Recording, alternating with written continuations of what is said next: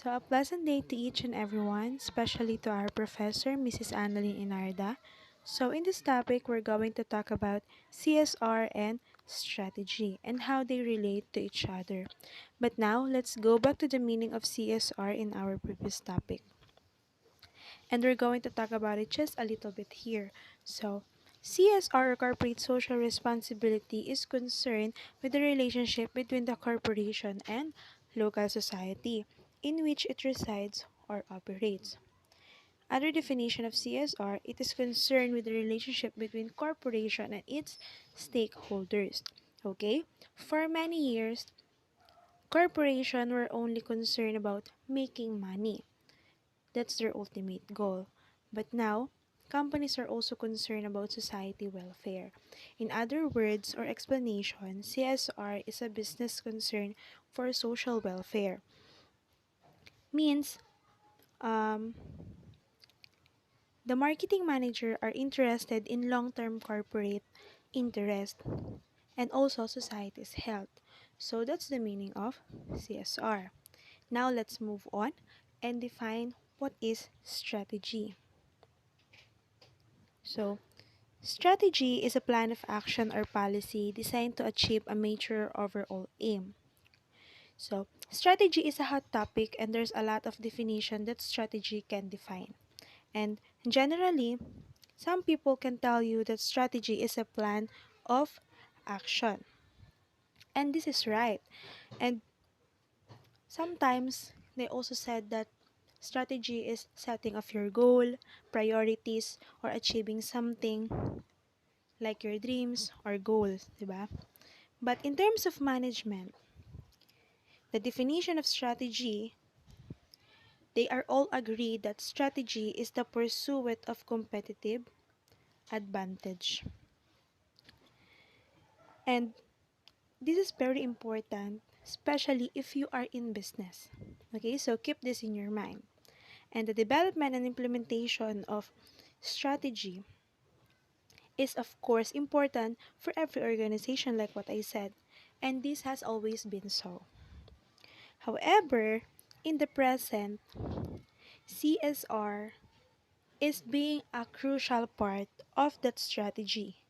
Okay, si CSR, crucial part siya ng strategy with corresponding advantage dun sa organization. Bakit nga ba? Maybe because this is the business model that helps the company or organization take responsibility for the impact of their activities on consumer, shareholders, communities, and the environment in all aspects of operation. And we all know that this is not easy to build yung good impact and positive brand ng isang company.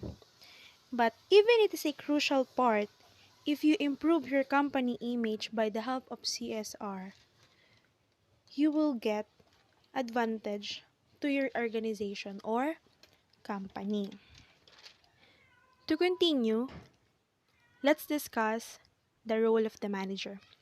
Sometimes we are conscious on what manager actually do in one organization and why we need manager in one organization. So to make things clear about the role of the manager, let's discuss it. So, a manager of any modern business has a difficult job to perform. Yes, of course. Because being manager, you need to know or meet the objectives of the organization, of which you is a part.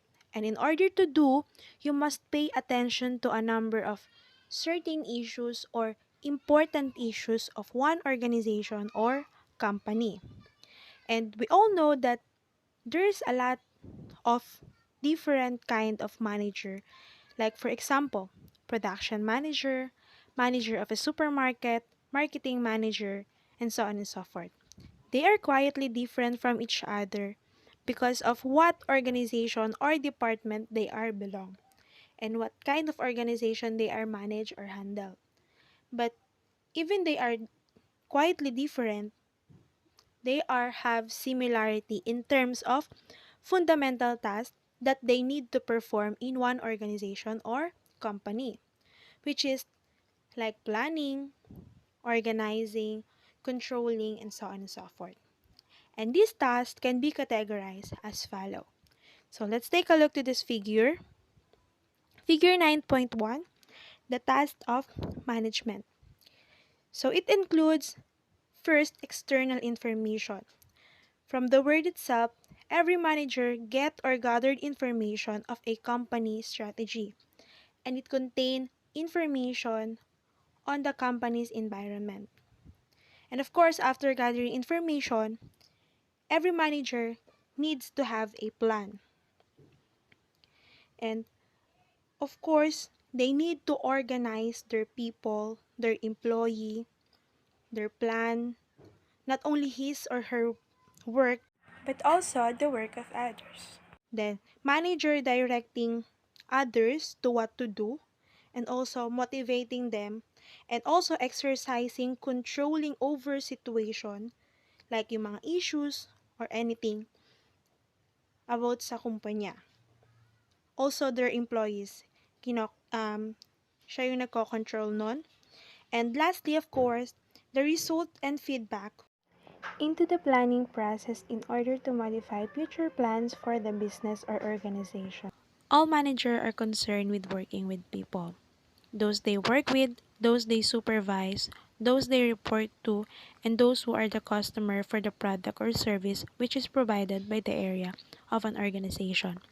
Managers are not only concerned with their people, they are also concerned on their output and input in one organization. They are naturally concerned with the output of the particular area of responsibility, and also they are concerned with the input to the area of their responsibility, whether this is a raw materials, information, or goods to be displayed and sold. And by using the information available, a manager must plan for the future of the business.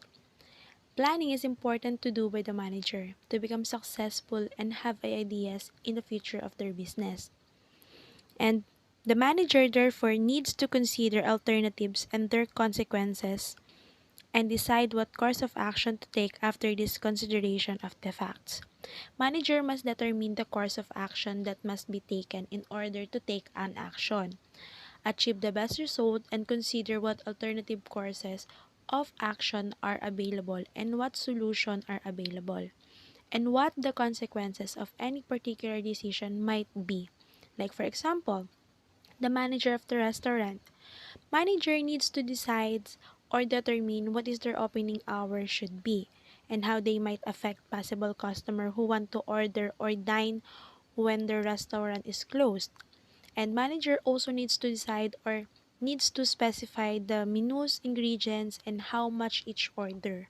Doing this, manager needs to consider what the effect of not ordering or buying enough of a particular item in terms of dissatisfied customers and the possible effect that might have upon the future of the business, and also the effect of over-reordering the having waste might be upon the profitability of the business. Except for planning or leading, they are the one who take or making the decision for the steps that an organization will take. And like what I said earlier, decision making is a crucial part of the job of any manager, and decisions need to be made between conflicting alternatives. These decisions are often too large a extent conflicting in their possible outcomes, and there is a degree of uncertainty surrounding the consequences. So selecting the possible decision are very difficult and skillful process, but it is important that the decision made are the right ones. So because of this, manager needs tools to help him or her to evaluate the consequences of the alternative decision which he might make. This tool will assist him or her in making better decision. And as a manager, you need to decide something that make your business better and pay attention on possible consequences of your decisions. The objective of a business manager must be concerned not just with the internal running of the business, but must also be concerned with the external environment in which the business operates. That is with his or her customer and supplier, with competitors, and with the market for the product or services supplied by the business. So, as a business manager, you are not only focused on internal environment of your business, but also in external environment, which is the outside factors or influence or can influence or impact your business, such as your customer, supplier, competitor, stakeholders, so on and so forth, because they are the one or they are the reason why your business operates.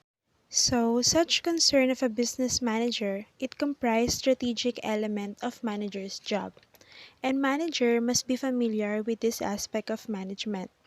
So, in this chapter, it is concerned with the consideration of the external environment of a business and with the strategic part of a manager's job. And first, we need to consider the various objectives which an organization might have.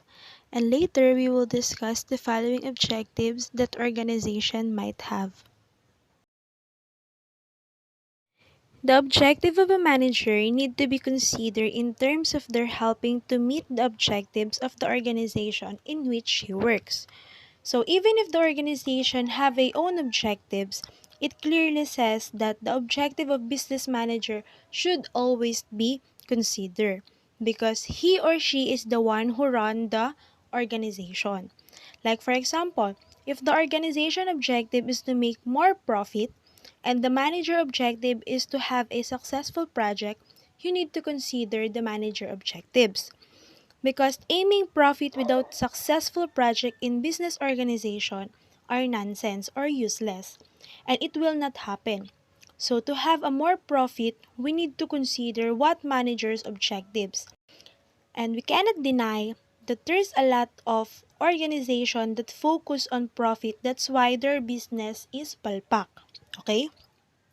And we need to consider managers' objectives.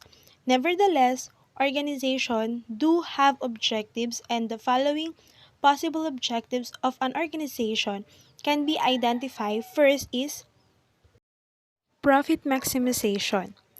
Profit maximization for organization which exists to make a profit, it seems reasonable that they should seek to make as large as profit as possible. In one business or firm, profit maximization is assumed to be the dominant goal of a typical firm, and it seems reasonable that they should seek to make as large as profit as possible. Means selling quantity or goods and services where total revenue is at its greatest above total cost. Okay? But it's not always clear what course of action will lead to have a greatest profit, and it is not clear whether profit maximization in the short term will lead to the greatest profit in the longer term.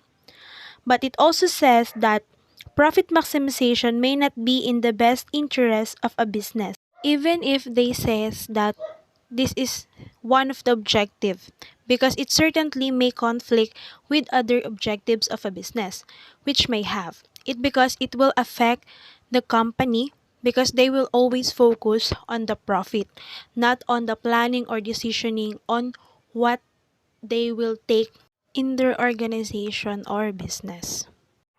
Next, maximizing cash flow. Cash flow is not the same as profit, and an organization need cash to survive. So cash is the lifeblood of any business. Unlike profit, cash flow is more important than profit because the lack of cash can affect or threaten the survival of the organization. That's why knowing how to improve cash flow is the key. Again, maximizing cash flow can help drive business growth, profitability, and long-term sustainability. But on the flip side, poor cash flow management can put your business debt, blow out, or strain finances. Next, 9.3.3, maximizing return on capital employed. This is a measure of performance of a business in terms of its operating efficiency, and therefore provide a measure of how a business is performing over time. So, this is a measure of performance of a business on how they operate efficiently over a period of time. So, ROCE or return on capital employed is a profitability ratio that measure how efficiently a company is using its capital to generate profits. It is considered one of the best profitability ratios, and it's commonly used by investors to determine whether a company or one business is suitable to invest in or not. 9.3.4 Maximizing Service Provision. This is not for profit sector, equivalent of maximizing return on capital employed, and those provides a similar means of evaluating decisions. This is not for profit sector, means the organization does not earn any profits of it for its owner. Those it provides a similar means of evaluating decisions. And the importance of service provision is recognized when customer requirements and expectations are not being met. If this is the case, then the service provision must be reviewed and adjust to the needs or to meet the needs of the customer.